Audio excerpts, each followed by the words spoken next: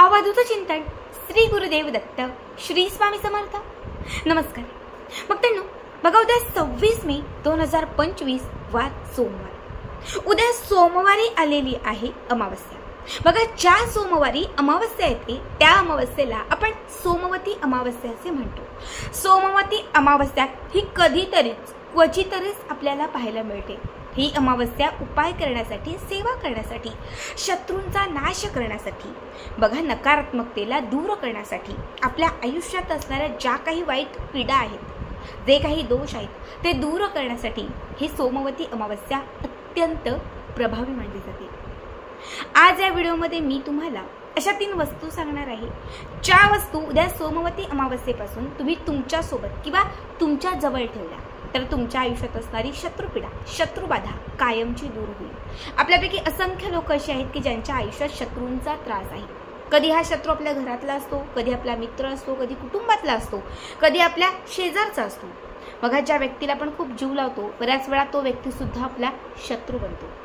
जेव्हा शत्रूचा त्रास आपल्याला सुरू होतो तेव्हा आपल्याला प्रत्येक गोष्टीत अडथळा यायला लागतो, सतत प्रत्येक कामात नजर लागते, अपयश येते, आपली जी प्रगती आहे ना ती प्रगती रोखते। तुम्हाला तुमचा माहिती असणारा शत्रू असेल किंवा तुम्हाला तुमचा माहिती नसलेला शत्रू असेल, कुठलाही शत्रू, जो कुठला शत्रू तुम्हाला तुमच्या आयुष्यात नको आहे तो दूर करण्यासाठी फक्त तुम्हाला उद्याच्या अमावस्येला हा एक उपाय करायचा आहे। बघा, आता सगळ्यात पहिली वस्तू किंवा पहिला उपाय जो मी तुम्हाला सांगणार आहे तो नारळाचा आहे। उद्या अमावस्येला एक नारळ खरेदी करून तुम्हाला आपल्या घरी आणायचं आहे आणि त्याच्यासोबत पिवळी मोहरी आणायची। पिवळी मोहरी आणि एक नारळ घरी आणल्यानंतर सगळ्यात पहिले हा नारळ स्वच्छ पाण्याने धुवायचा।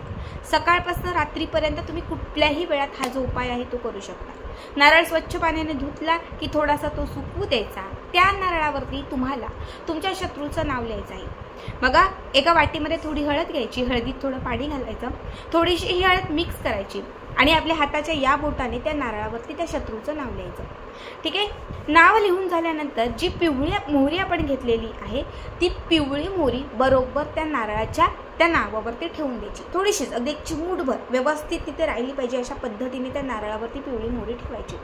हा नारळ उजव्या हातात घ्यायचा, घरातल्या प्रत्येक कोपऱ्यात तो स्पर्श करायचा। घरात जिथे जिथे पीडा जास्त वाटते तिथे 1-2-3 मिनिटं थांबायचं। घरात जिथे जास्त दोष वाटतोय, जिथे भीती वाटते, नकारात्मक वाटते, त्या ठिकाणी थोडं 1-2 मिनिटं तुम्ही थांबलात तरीही चालेल। घरातील तुमचा मुलगा आहे किंवा तुमचा पती आहे ज्याला जास्तच त्रास आहे, ज्याला जास्तच नजर लागते किंवा त्याच्या पाठी खूप शत्रूंचा त्रास आहे, अशा वेळेस काय करायचं, मोहरी ठेवलेला हा जो नारळ आहे हा नारळ त्या व्यक्तीवरून उतरवायचा आहे। 7 वेळा हा नारळ उतरवायचा आहे। घराच्या बाहेर यायचं, मुख्य प्रवेशद्वार जो आहे त्याच्या बाहेर यायचं। बाहेर आल्यानंतर मुख्य प्रवेशद्वारावरून देखील 7 वेळा हा जो नारळ आहे हा उतरवून घ्यायचा आहे।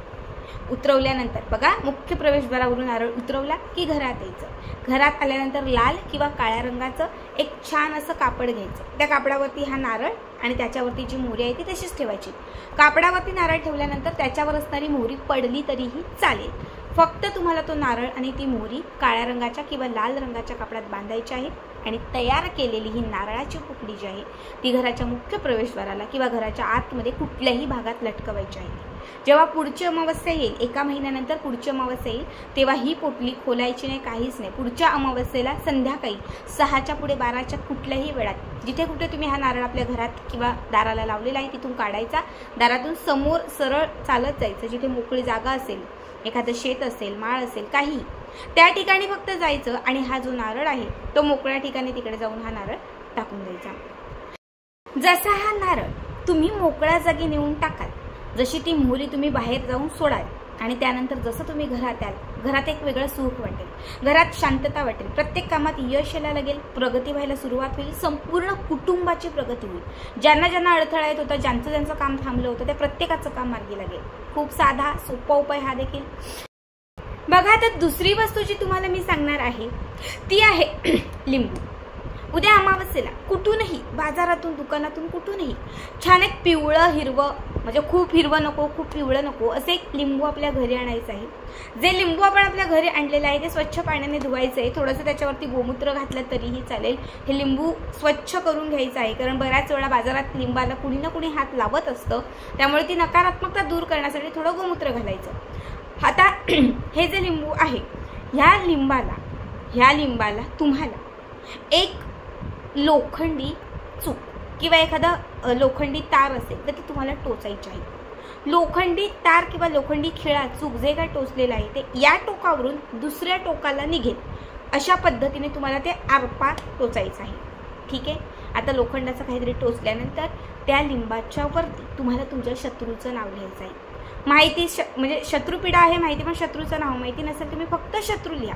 शत्रूचं नाव माहिती असेल तर तुम्ही त्याच्यावरती शत्रूचं जे काही नाव असेल तर ते नाव लिहा। नाव तुम्ही हळदीने लिहू शकतात, पेनाने लिहू शकतात किंवा मग तुम्ही कुंकवाने लिहिलं तरीही चालेल। आता काय करायचं, हे जे लिंबू आहे लोखंडी खिळा टोचलेलं हे जे नाव लिहिलेलं लिंबू आहे हे तुम्हाला एका लोखंडाच्याच कढईमध्ये किंवा एखाद्या लोखंडाच्या तव्यावरती, लोखंडाचं कुठलंही भांडं असेल तर त्या लोखंडी भांड्यावरतीच तुम्हाला ठेवायचं आहे।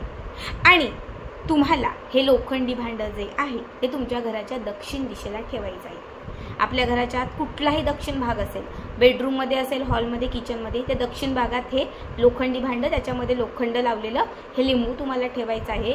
आणि त्या लिंबाच्या वरती तुम्हाला 21 अख्खे काळे मिरी ठेवायचे, म्हणजे अर्पण करायचे, लिंबावरती अर्पण करायचे। अर्पण करत असताना फक्त तुम्हाला शत्रूचं नाव घ्यायचं। शत्रूचं नाव माहीत नाही, शत्रू शत्रू शत्रू शत्रू इतकं तुम्हाला म्हणायचं आहे। 21 वेळा शत्रूचं नाव घेऊन तुम्हाला त्या लिंबाच्या अवतीभोवती ते 21 काळे मिरी तुम्हाला ठेवायचे आहेत। आणि त्या लोखंडी भांड्यावरती तर जे काही तुम्ही घेतलेलं आहे त्या लोखंडी भांड्यावरती तुम्हाला काळ्या रंगाचं एक वस्त्र उघडं घालायचं आहे, म्हणजे हे लिंबू जे आहे ते काळ्या रंगाच्या वस्त्राने तुम्हाला झाकायचं आहे। ठीक आहे, आता तुम्हाला उद्या रात्रभर, म्हणजे उद्या तुम्ही संध्याकाळी हा उपाय केलाय, रात्री हा उपाय केलाय, तर रात्रभर हे लिंबू जे आहे ते तुम्हाला त्या दक्षिण दिशेला त्या लोखंडी भागात हे लिंबू तुम्हाला झाकूनच ठेवायचं, ते उघडायचं नाही, उचलायचं, काहीच करायचं नाही। दुसऱ्या दिवशी मंगळवारच्या दिवशी सगळ्यांच्या अगोदर उठायचं।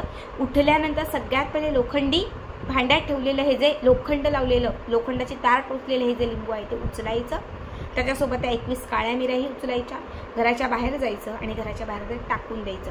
घरात येण्यापूर्वी हातपाय धुवायचे आणि नंतर घरात येऊन स्वच्छ स्नान करायचं। हा उपाय तुम्ही सलग 2 ते 3 अमावस्या जरी केल्या ना, तुमच्या संपूर्ण घराला कुठलाही दोष असेल शत्रूचा कुठलाही, तर तो कायमचा तुमच्या घराच्या दूर जाईल, घरातून निघून जाईल। आता तिसरा उपाय मी तुम्हाला सांगते। तिसरी वस्तू जी आहे अत्यंत साधी सोपी कुठेही मिळणारी ही तिसरी वस्तू म्हणजे तुरटी। बघा, तुरटी ही नकारात्मकता दूर करण्यासाठी आणि शत्रूचा नाश करण्यासाठी खूप प्रभावी असते। तुम्हाला एक तुरटीचा, फिटकरीचा एक खडा उद्याच्या दिवशी आपल्या घरी आणायचा। आणलेली जी तुरटी आहे ती तुम्हाला एका काळ्या रंगाच्या कापडात घट्ट बांधायची आहे। काळ्या रंगात बांधलेली ही जी तुरटी आहे ही तुम्हाला तुमच्या उजव्या हातात घ्यायची आहे।